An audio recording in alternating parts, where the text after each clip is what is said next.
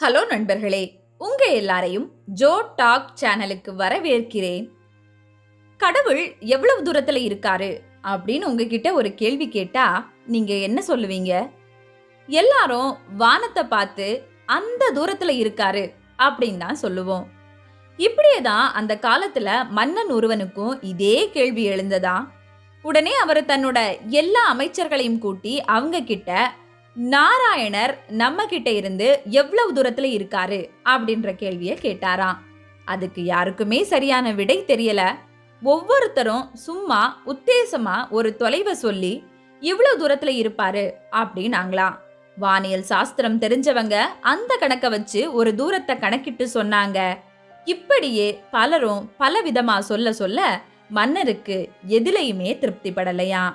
கடைசியா ஒரு பக்தி மயம் கொண்ட சின்ன பையன் ஒருத்த வந்து, மன்னா, எனக்கு இதுக்கு பதில் தெரியும். பகவான் இருக்கும் இடம் நாம் கூப்பிடும் தூரமே என்றானாம். மன்னனுக்கு ஒன்னும் புரியல. ஆமா மன்னா, பாஞ்சாலி பரந்தாமா அப்படின்னு கூப்பிட்டதும் அவர் ஓடி வந்து அவள் மானத்தை காத்தாரு. கஜேந்திரன் யானை ஆதி மூலமே அப்படின்னு கூப்பிட்டதும் அவர் ஓடி வந்து அந்த யானைக்கு மோட்சம் கொடுத்தாரு. அப்படின்னா அந்த நாராயணர் நாம கூப்பிடுற தூரம் நம்ம கிட்டதான் இருக்காரு, அதனாலதான் நாம கூப்பிட்ட உடனே ஓடி வாராரு அப்படின்னு சொன்னானா. அதை கேட்டதும் மன்னனும் முழுசா திருப்தியும் அடைஞ்சாராம். இந்த கதை சின்னது தாங்க, ஆனா அது எவ்வளவு பெரிய உண்மைன்னு பாத்தீங்களா? ஆம், வாரணம் அழைக்க ஓடி வந்தாராம் காரணர். இப்படி காலம் காலமாய் பெரியதொரு உண்மையை சொல்லும் நாராயணரின் பெருமையை சொல்லும் அந்த கஜேந்திர யானை மோட்ச கதையை நாம இன்னைக்கு இந்த பதிவுல கேட்கலாம். வாங்க வீடியோக்குள்ள போகலாம். இந்திரதூய்மனன் எனும் பாண்டிய மன்னன் ஒருவன் மதுரையை தலைநகராய் கொண்டு ஆட்சி செய்த காலம் அது. அரச முனியான அவன் விஷ்ணு பகவானின் மீது அதீத பக்தி கொண்டிருந்தான். சதா காலமும் பரந்தாமனின் திருவுருவை நினைப்பதையும் தியானிப்பதையுமே தன் வழக்கமாக கொண்டிருந்தான். அப்படி ஒருமுறை இந்திரதூய்மனன் மலைய பர்வதம் எனும் இடத்தில் ஆசிரமம் அமைத்து தவக்கோலம் பூண்டு ஸ்ரீஹரியை ஆராதிக்கவே அன்று அவன் மௌன விரதமும் மேற்கொண்டிருந்தான். அங்கனம் ஆசனத்தில் அமர்ந்து சங்கு சக்கரதாரியான மகாவிஷ்ணுவை எண்ண எண்ண அவன் மனமோ உவகையில் பொங்கியது. அதனால் அப்படியே கண்களை மூடி மந்திரங்களை மனதில் உச்சரித்து இறைவனோடு தன்னை இணைத்து கொண்டு உலகையே மறந்திருந்தான் இந்திரதூய்மனன். அச்சமயத்தில்தான் அந்த மன்னனை காணும்படியாய் அங்கு வருகை புரிந்திருந்தார் அகஸ்திய முனி. ஆனால் அந்த மன்னனோ முனிவர் வந்ததையோ அவர் நிழல் ஆடியதையோ கவனிக்கும் நிலையில் இல்லை. அவனோ பக்தியால் மூழ்கி போயிருந்தான். முனிவரும் அப்படியே மன்னன் இப்போது கண்ணை திறந்து விடுவான், இப்போது கண்ணை திறந்து விடுவான் என்றே நினைத்து நினைத்து பொறுமையுடன் நீண்ட நேரமாய் காத்து கொண்டிருந்தார். நேரமும் சென்று கொண்டே இருந்தது. மன்னனும் கண்களை திறப்பதாய் தெரியவில்லை. மெல்ல மெல்ல எரிச்சல் கொண்டு அகத்தியரும் பொறுமை இழக்க துவங்கினார். ஒருவேளை இந்த மன்னன் வேண்டுமென்றே என்னை உதாசீனப்படுத்தத்தான் கண்களை மூடிக்கொண்டு நடிக்கிறானா?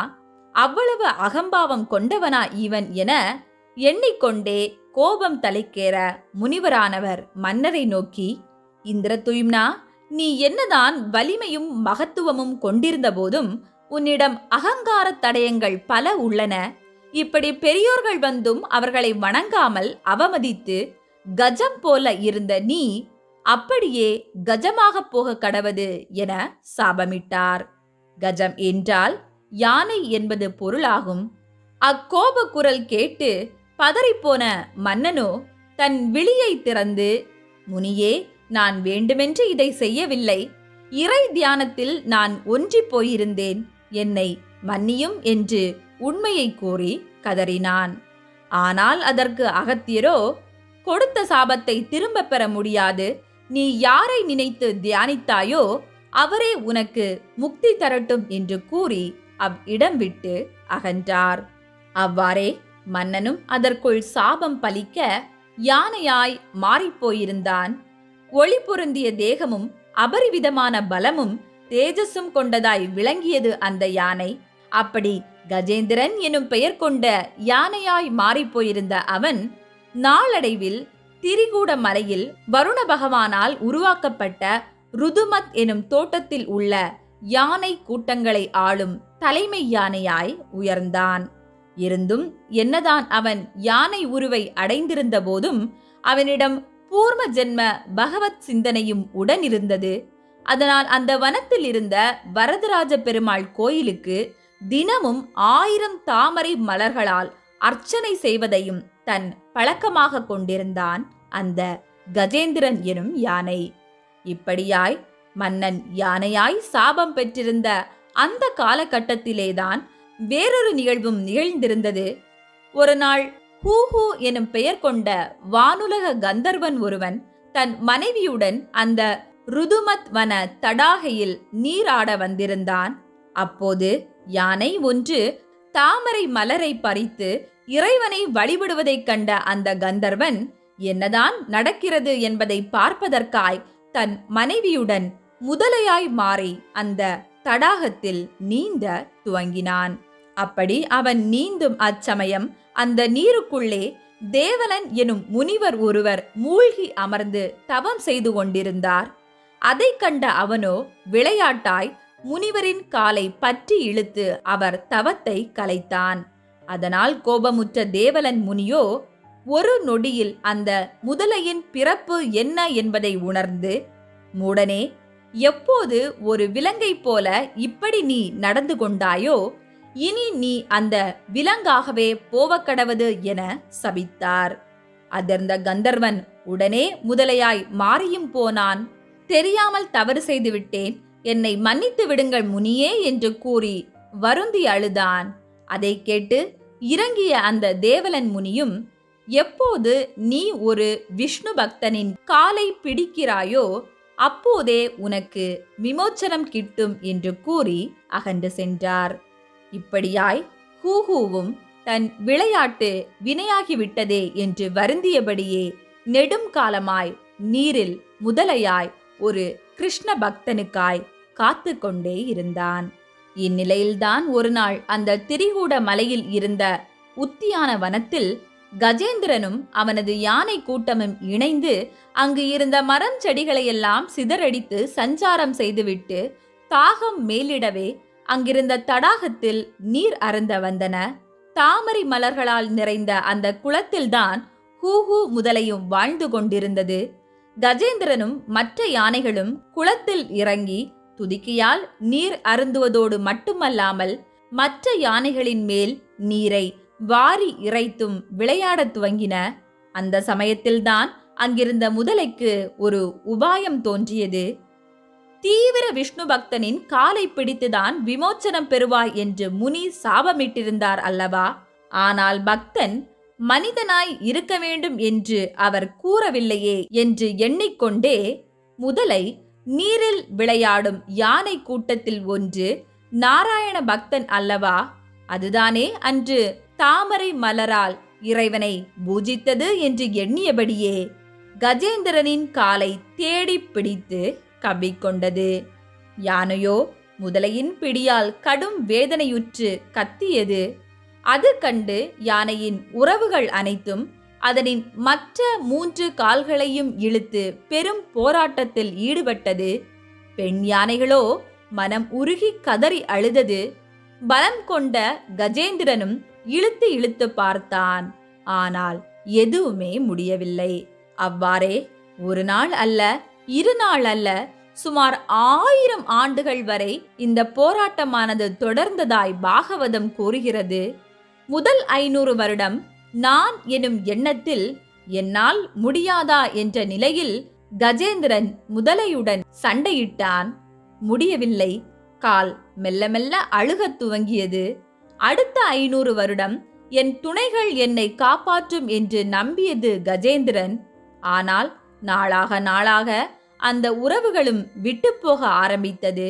பின் தனியனாய் முதலையின் பிடியிலிருந்து விடுபட இன்னும் இன்னும் முயற்சி செய்தான் கஜேந்திரன்.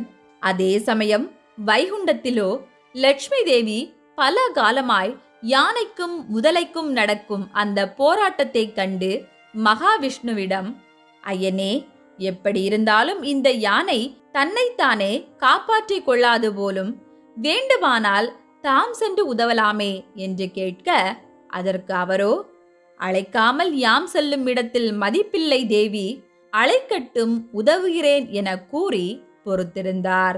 இறுதியாய் ஒரு நாள் யானையோ, இனியும் என்னால் முடியாது, இதற்கு பின் முழு முதல்வனையே நாட வேண்டும் என்று எண்ணம் கொண்டு யானையானது தான் முன் ஜென்மத்தில் கற்ற துதி பாடலை பாடி தன் துதிக்கையால் குளத்தில் இருந்த தாமரை மலரை காணிக்கையாய் எடுத்து உயர்த்தி பிடித்து நம்பிக்கையோடு திருமாலை நினைத்து ஆதி மூலமே என்று கூவி அழைத்தது.